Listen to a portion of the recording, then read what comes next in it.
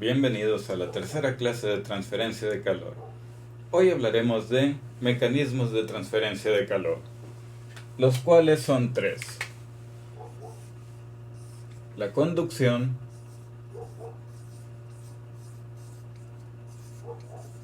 la convección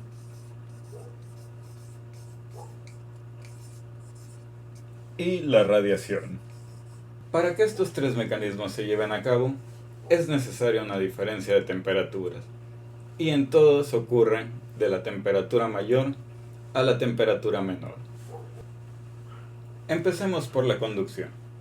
La conducción es un mecanismo de transferencia que se da por la interacción entre las moléculas adyacentes. Moléculas más energéticas adyacentes a moléculas menos energéticas. En este caso, podemos ver la conducción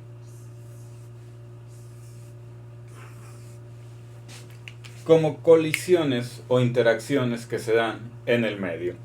La conducción se puede dar tanto en sólidos como líquidos como en gases.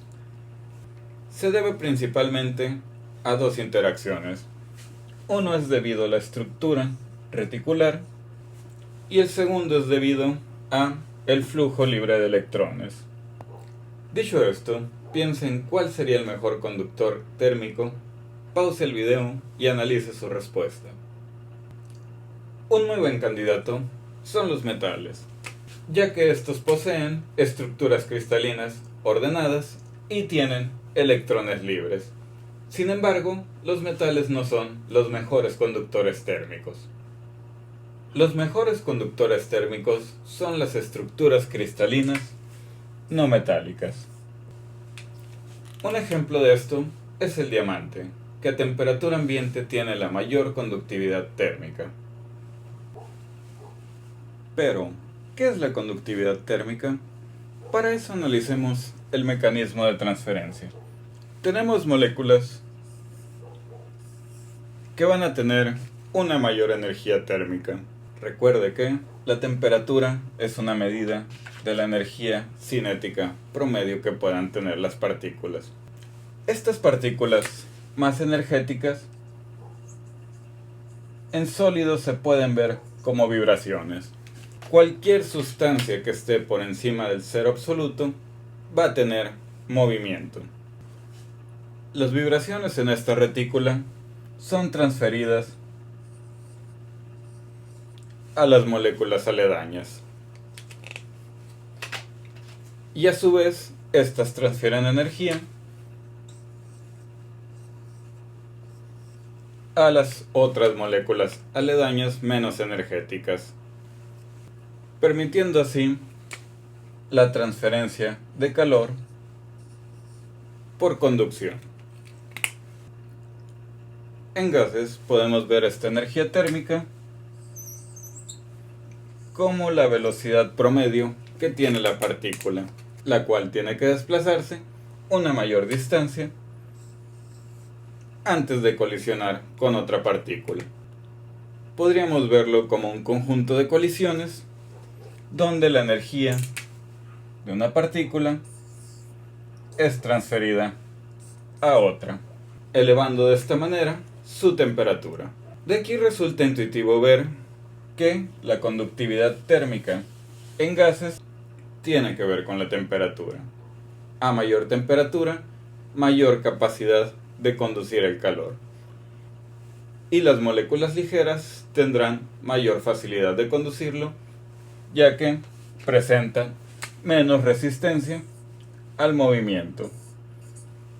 Para gases a menor masa molar, mayor conductividad térmica. A su vez, a mayor temperatura, mayor conductividad térmica. En líquidos tenemos algo intermedio. Las moléculas no se encuentran tan alejadas, sin embargo, presentan ciertas interacciones entre ellas. Muy bien. Definamos ahora lo que es la conductividad térmica. Nosotros tenemos la razón de transferencia de calor. ¿De qué dependerá esta razón de transferencia de calor? Piense en ejemplos cotidianos. Si usted tiene una ventana y tiene una ventana con mayor área, ¿será mayor la transferencia de calor? Entonces, es proporcional al área. Piense en esto. Cuando usted está cocinando, si usted solamente quisiera calentar una simple tortilla, utilizaría un comal delgado o un comal más grueso. Obviamente, si usted quisiera calentar más de una tortilla, la opción sería un comal más grueso. Más adelante vamos a estudiar por qué. Pero el espesor tendrá que ver. Así es, a menor espesor, mayor será la transferencia de calor. Y por último, sabemos que la transferencia de calor es proporcional a la diferencia de temperaturas. Muy bien, tenemos una buena aproximación. ¿Cómo podremos hacer una igualdad? Así es, colocando una constante. Y esa constante es la conductividad térmica y depende del material. Pondremos un signo menos y veremos la razón de ello. A esta fórmula se le conoce como la ley de Fourier de transferencia de calor. ¿Pero qué nos dice la ley de Fourier? La ley de Fourier nos dice que si tenemos un medio y tenemos transferencia de calor,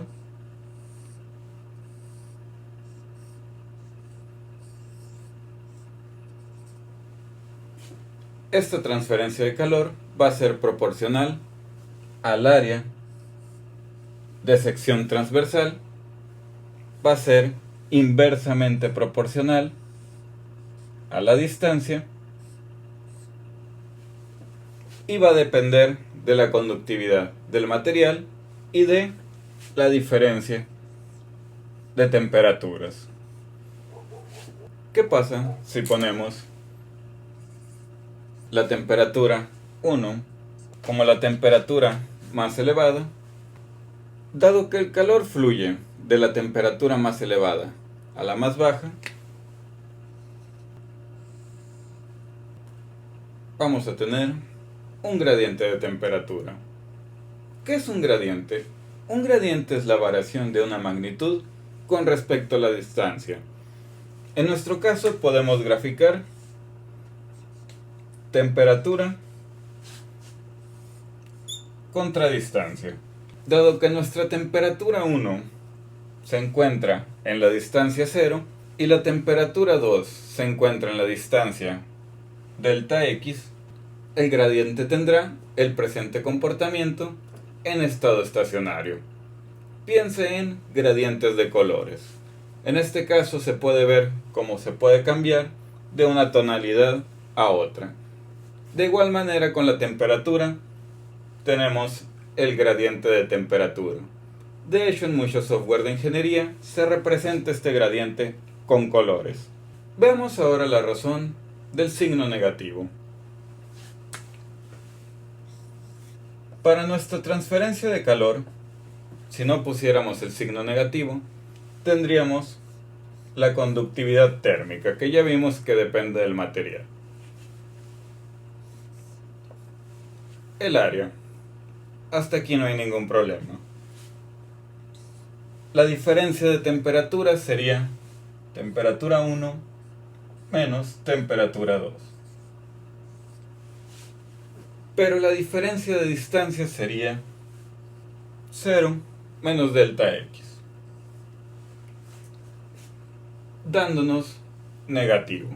Con este signo negativo garantizamos que la transferencia de calor se da en la misma dirección que nuestro gradiente.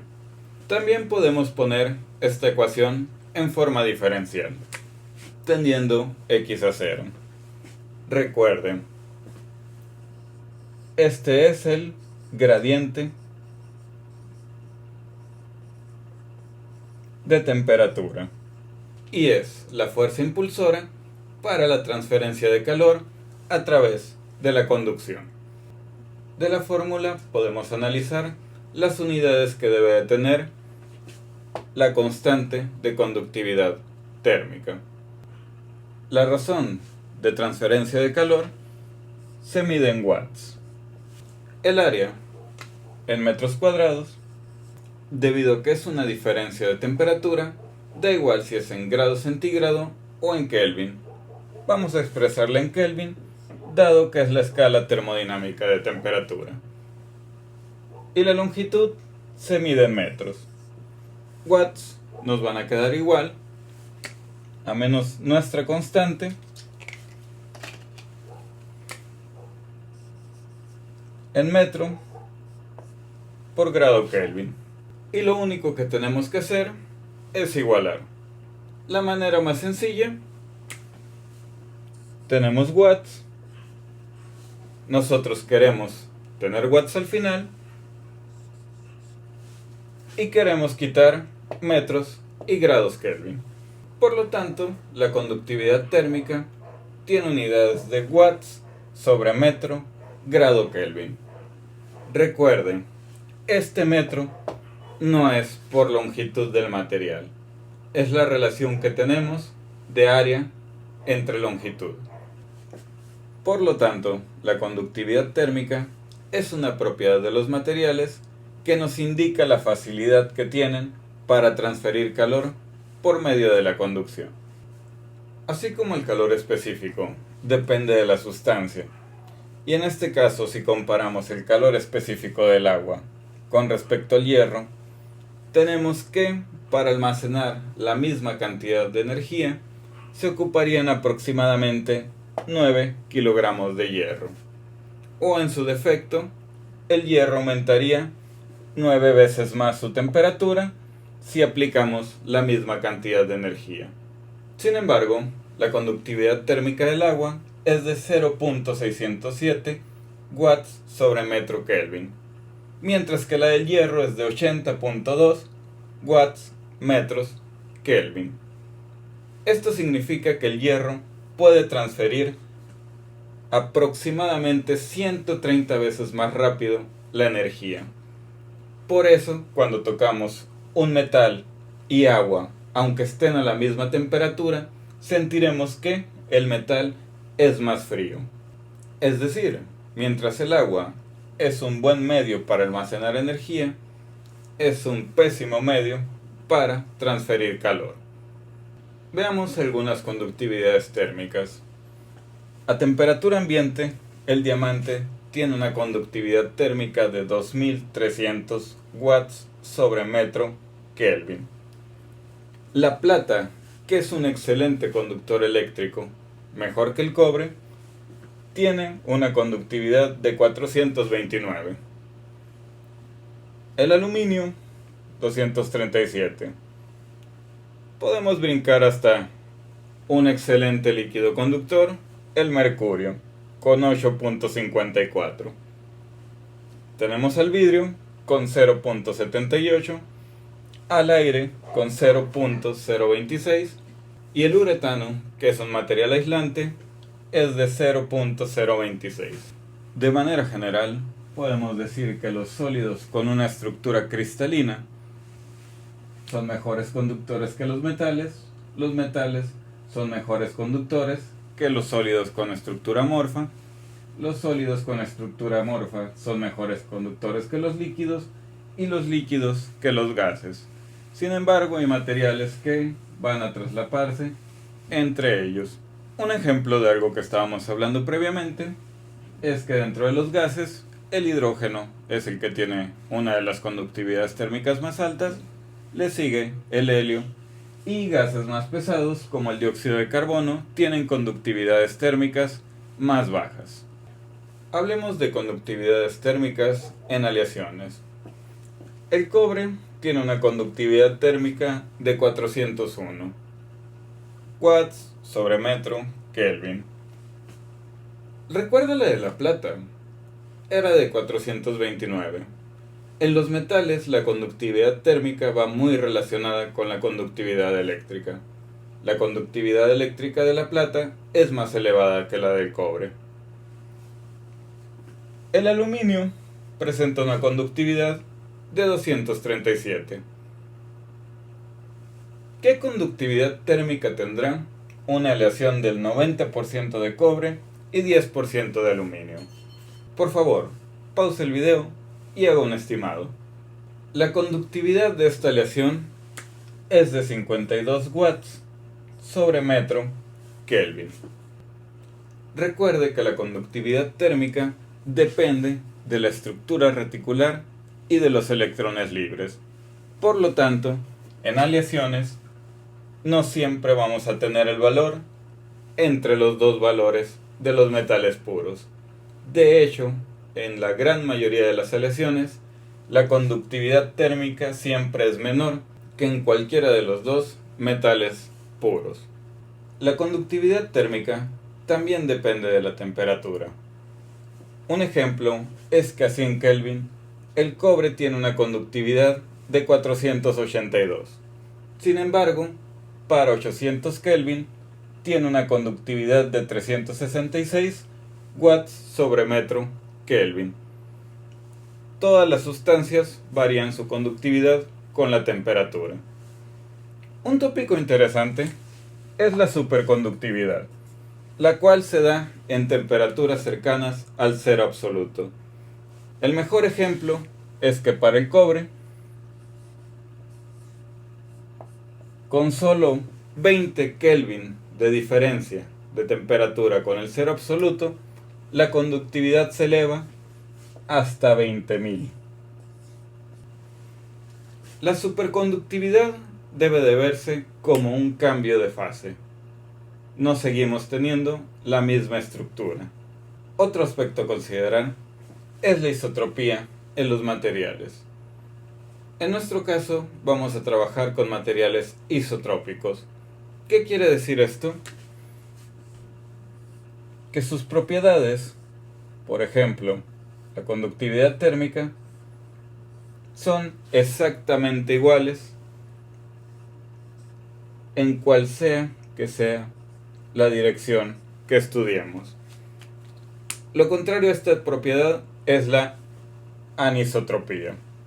Un ejemplo de esto son las fibras, es la madera, son diferentes componentes que no tienen una estructura uniforme. Pueden ser fibrosos en un sentido y pueden tener propiedades de conductividad de diferentes magnitudes según la dirección en la que se estudia.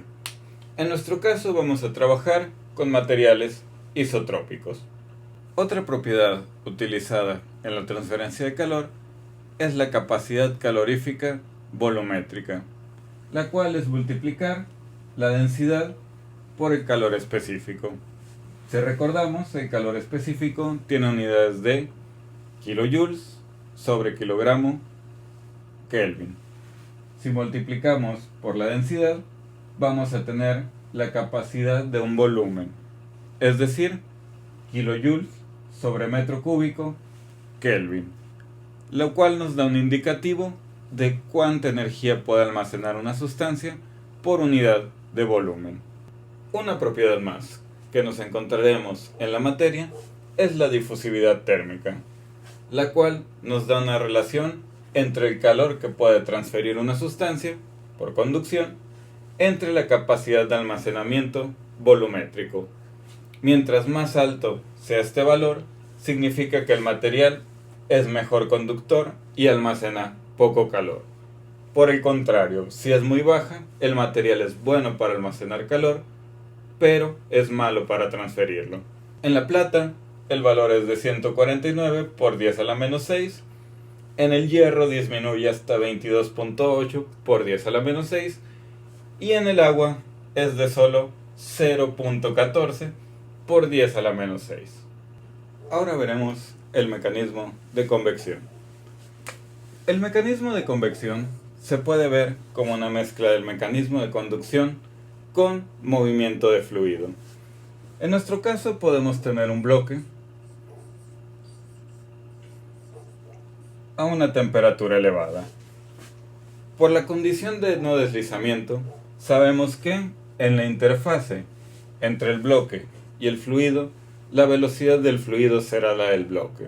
Si nuestro bloque no se mueve, la velocidad del fluido en la interfase es cero. Y va aumentando con la dirección ascendente del fluido. De mecánica de fluidos, usted aprendió el término de capa límite. En nuestro caso, la capa límite hidráulica no necesariamente va a coincidir con la capa límite térmica. La temperatura en la interfase entre el bloque y el fluido va a ser exactamente la misma que la del bloque y va a ir disminuyendo conforme nos alejemos de él. Tal vez la primera pregunta que pueda surgir es: ¿en qué se diferencia la convección de la conducción? Tenemos un mecanismo conductivo si nuestro fluido no se encuentra en movimiento, si no hay una transferencia de masa. Si nosotros tenemos entre dos placas una temperatura menor y una temperatura mayor, podemos tener un fluido. Como habíamos visto previamente, la conducción se puede dar en sólidos, líquidos y gases. Si nuestro fluido se encuentra estancado, un ejemplo de esto también puede ser en una bebida de refresco donde tenemos nuestro fluido estancado. En este caso, la temperatura irá de la placa caliente a la placa con menor temperatura. Si no hay desplazamiento de fluido, estamos hablando de conducción. Cuando tenemos el desplazamiento de un fluido, estamos hablando de convección. La convección puede ser de dos tipos: natural o libre y convección forzada.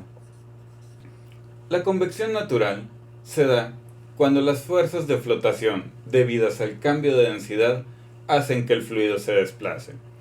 Un ejemplo de esto puede ser: tenemos una pieza de metal que se encuentra a una temperatura elevada. Nuestro fluido, al estar en contacto con esta pieza, cambiará de densidad.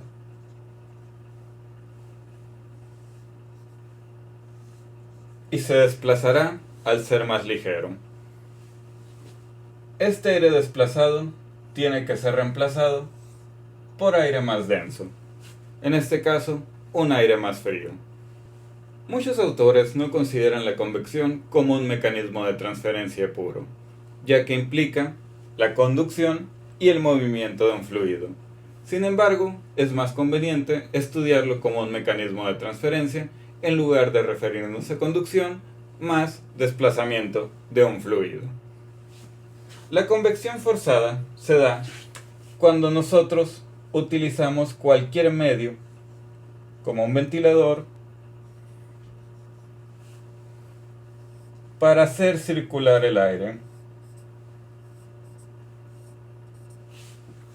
En nuestro caso, podríamos querer enfriar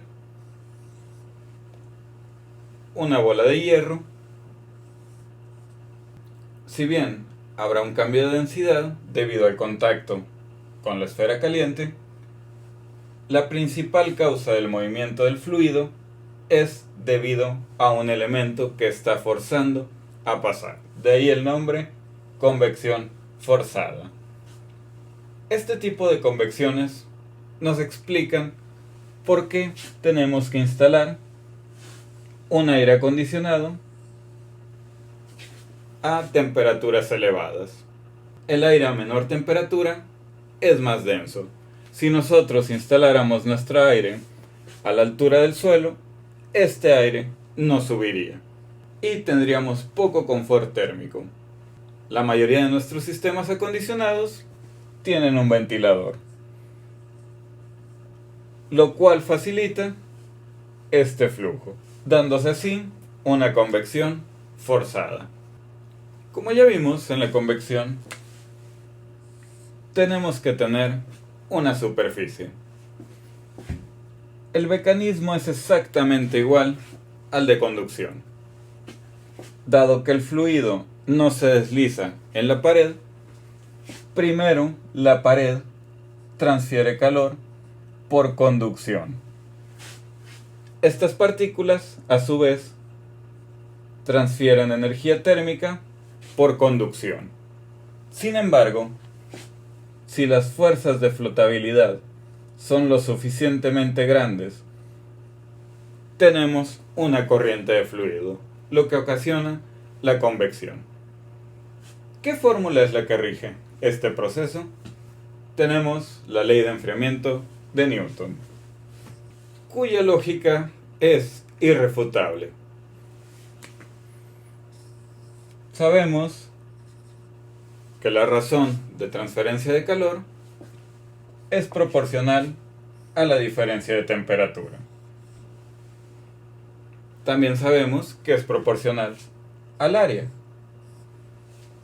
Sin embargo, encontrar el gradiente en estas condiciones puede resultar algo complicado. Entonces, agregamos el coeficiente convectivo. Este coeficiente convectivo no es una propiedad del fluido. Es una propiedad que depende de la geometría, la forma en la que fluye, de todos los factores que tengan que ver con el proceso de convección. Muchas veces podremos encontrar tablas para geometrías sencillas, muchas veces tendremos que hacer experimentos y en algunas ocasiones tendremos que hacer investigaciones completas para encontrar este coeficiente convectivo. Sin embargo, la fórmula facilita bastante lo que sería el análisis de sistemas en los que se encuentra la transferencia por convección. Otro aspecto importante a considerar es dónde podemos medir la temperatura. En este caso será la temperatura de los alrededores, es decir, la temperatura que se encuentre lo suficientemente alejada de nuestro sistema. Un ejemplo, una taza de café. Vamos a decir que nuestra taza se encuentra a 90 grados centígrados. En los alrededores podríamos tener 37 grados centígrados. Sin embargo, si estamos lo suficientemente alejados del sistema, podríamos ver que la temperatura del cuarto es de 25 grados centígrados. Por tanto, la temperatura de los alrededores será la que haya superado esa capa límite. El último mecanismo es la radiación, que a diferencia de la conducción y la convección, no precisa de un medio físico para la transferencia de calor. Esta es la manera en la cual el Sol transfiere energía térmica a la Tierra y a sus alrededores. Es el mecanismo de transferencia más rápido. De hecho, viaja a la velocidad de la luz. La transferencia se da por medio de ondas electromagnéticas o fotones. El espectro electromagnético es muy amplio. Sin embargo, nosotros solo estamos interesados en la radiación térmica. La radiación es un fenómeno volumétrico. Se da en todo el volumen del sistema. Un ejemplo es nuestro Sol, en el cual está habiendo radiación. De hecho, todos los cuerpos que se encuentren por encima del cero absoluto emiten radiación térmica. Sin embargo, pese a ser un efecto volumétrico, en sólidos opacos es un fenómeno superficial, debido a que la radiación interna nunca logrará salir del sólido y la radiación incidente no sobrepasará unas cuantas micras del material. La temperatura máxima que puede emitir un cuerpo por radiación sigue la ley de Stefan Boltzmann. la cual nos dice que la razón máxima de radiación que un cuerpo puede emitir es la siguiente. Depende de su área, depende de una constante, la constante es Stefan-Boltzmann, la cual tiene este valor.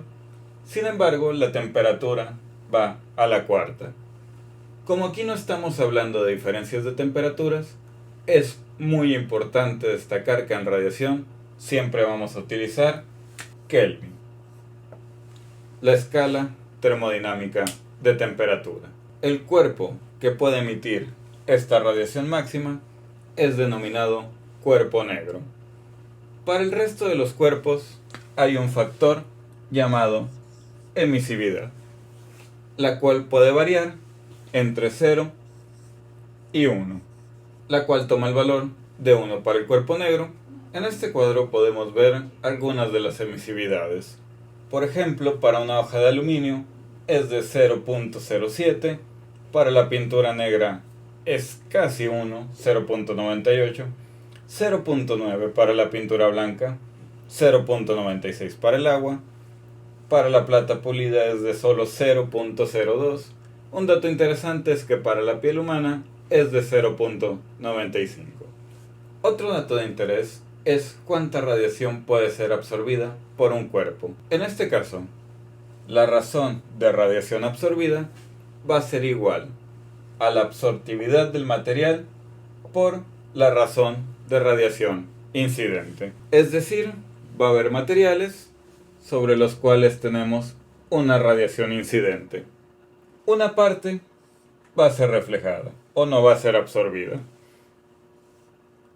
Y la parte que sí es absorbida es la absortividad por la razón de radiación incidente. Un dato interesante es que un cuerpo negro también posee una absortividad de 1. Los estudios de radiación son algo complicados. En este caso podemos suponer un sistema, una placa que se encuentra rodeada en sus alrededores por una temperatura. En este caso, las interacciones de radiación que se van a dar pueden ser simplificadas siempre y cuando el fluido con el que estemos trabajando en el interior no interaccione con la radiación, es decir, el vacío. Otro fluido que interacciona de manera insignificante es el aire. Entonces, si tenemos un cuerpo que se encuentre rodeado por una superficie negra, o, en su caso, por una superficie que tenga una temperatura definida, y está en un medio que no interaccione con la radiación, podemos simplificar y utilizar la siguiente fórmula. Y con esta fórmula podemos obtener la interacción de esta superficie con los alrededores. Una consideración importante es que estas temperaturas son absolutas, son en Kelvin. Muchos de los estudios de radiación pueden ser tratados de esta manera. Una alternativa secundaria que tenemos para trabajar con la radiación, sobre todo si tenemos convección forzada, es trabajar con un coeficiente combinado, donde nuestro coeficiente convectivo ahora va a ser un coeficiente combinado del coeficiente convectivo, el coeficiente por radiación, por la diferencia de temperatura. Note que el coeficiente convectivo no depende mucho de la temperatura. Sin embargo, el coeficiente por radiación es bastante dependiente de la temperatura. Una práctica ingenieril común es utilizar este coeficiente combinado. Si recuerda de la sesión anterior, por eso es la importancia de tener las paredes como un sistema de estudio. Dado que no almacenan calor, no generan calor, podemos hacer un balance entre las distintas interacciones que puede tener nuestra pared. En este caso, puede que esté incidiendo radiación sobre ella. Puede que esta pared transfiera por conducción. Y puede que también haya una transferencia de convección. Puede haber muchas interacciones entre ellas. Elegir un sistema apropiado facilitará bastante la resolución de problemas.